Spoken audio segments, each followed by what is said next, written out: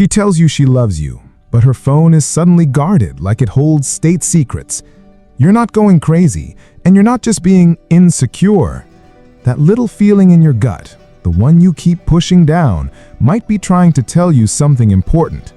We're not talking about the obvious stuff like lipstick on the collar. We're diving deep into the subtle, quiet signs that are easy to miss but scream that something is wrong. Stick with me, because by the end of this, you'll know exactly what to look for, and that nagging feeling might finally make sense. The digital fortress. Let's start with the one thing that's in our hands 24/7, her phone. It used to be a non-issue. It would be on the coffee table, face up. You might even pick it up to check the time. But now it's a fortress. It's always face down. Always. When she gets a text, she doesn't just glance at it. She picks up the whole phone and turns her body away from you, creating a physical barrier. It's like she's trying to hide it without looking like she's hiding it. And the passwords? Suddenly, everything has a new complex password. Her phone, her laptop, even her social media apps that were always logged in. If you ask about it, you get a vague answer like, "Oh, for security," or "I read an article about getting hacked." It sounds reasonable, right? But the timing is just off. Think about it. In a healthy, trusting relationship, there's a certain level of openness. Not a read all my texts kind of openness, but a relaxed feeling. When that phone becomes a locked vault that never leaves her sight, not even when she goes to the bathroom, it's not about security from hackers anymore, it's about security from you. The new vocabulary and inside jokes. Have you noticed she's started using new words or phrases that seem out of character? Maybe she's picked up a new way of laughing or a specific joke that you don't get. This one is tricky because people change and pick up things from friends and work all the time. But when it's part of a bigger pattern, it's a red flag. Often when we spend a lot of time with someone new, especially someone we're attracted to, we subconsciously start mirroring their language and mannerisms. It's a way our brain builds connection. So she comes home and uses a weird nickname for something. You ask where she got it from, and she just shrugs, "I don't know, just heard it somewhere." Or she'll laugh at a text, and when you ask what's funny, she says, "Oh, it's just the stupid inside joke with a friend. You wouldn't get it." The key here is the exclusion.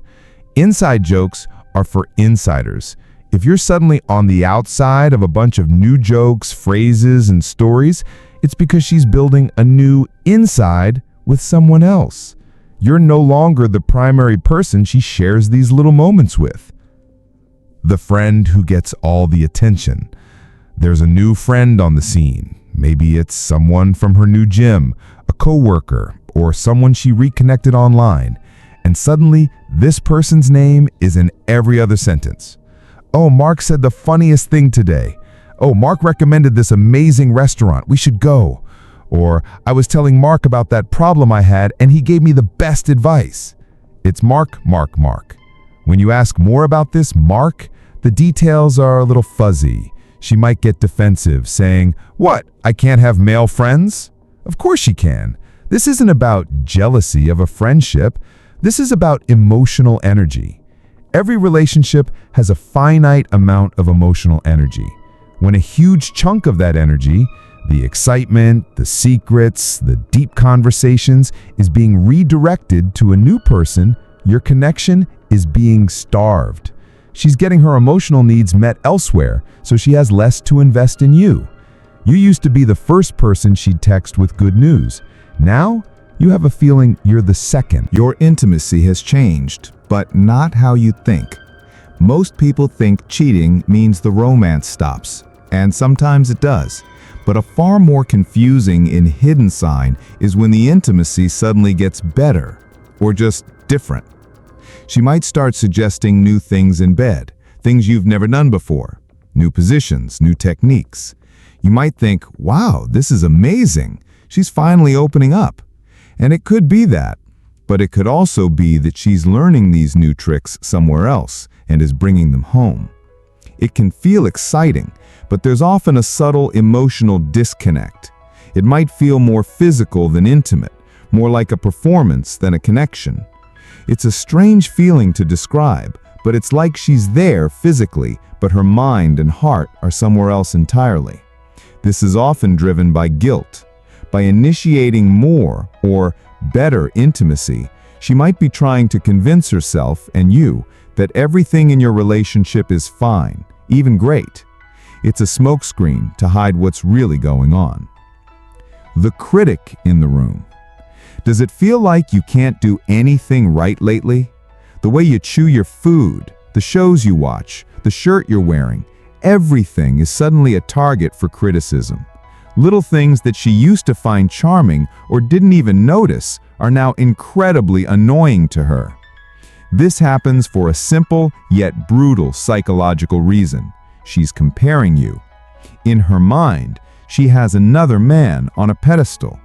This new guy is exciting, fresh, and seems perfect because she's only seeing the best version of him. She's not seeing him when he's sick, stressed about bills, or has morning breath. Compared to this fantasy, your real-life flaws become magnified. By constantly finding fault with you, she's subconsciously justifying her actions. If you're this flawed, annoying person, then what she's doing isn't so bad, right? It's a way for her to manage her guilt by making you the problem. Your relationship isn't failing because she's cheating. It's failing because you're not good enough. At least that's the story she's telling herself. The future is blurry. Remember when you two would talk about the future all the time? Planning that trip for next summer, talking about where you'd live in 5 years, dreaming about big life goals together. Where did all that talk go? Now when you bring up the future, even something as simple as booking a vacation for 6 months from now, she gets vague. She might say, "Yeah, let's see," or "We can talk about it later." She's hesitant to make long-term commitments because she doesn't know if you'll be in her future. She is living in 2 different worlds, one with you and one with the other person. She's keeping her options open. Committing to a future with you means closing the door on that other possibility, and she's not ready to do that. This lack of future planning is a massive sign that she sees a potential fork in the road up ahead, and she's not sure which path she's going to take. She picks fights for a reason. This is one of the most painful signs. She starts arguments for nothing. A dish left in the sink, a comment taken the wrong way, it blows up into a massive fight. You're left scratching your head wondering how things escalated so quickly. Here's the hidden motive.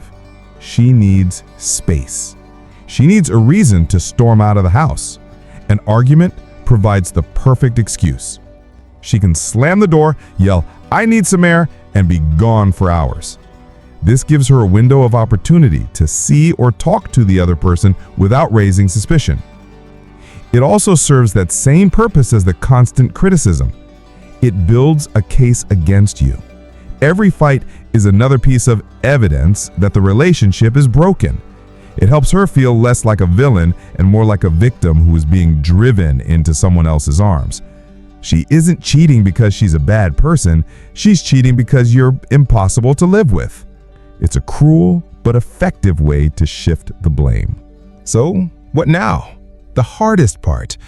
Recognizing these signs is like putting together a puzzle you never wanted to solve. It hurts, and your first instinct might be to confront her, to scream, to demand answers. But hold on.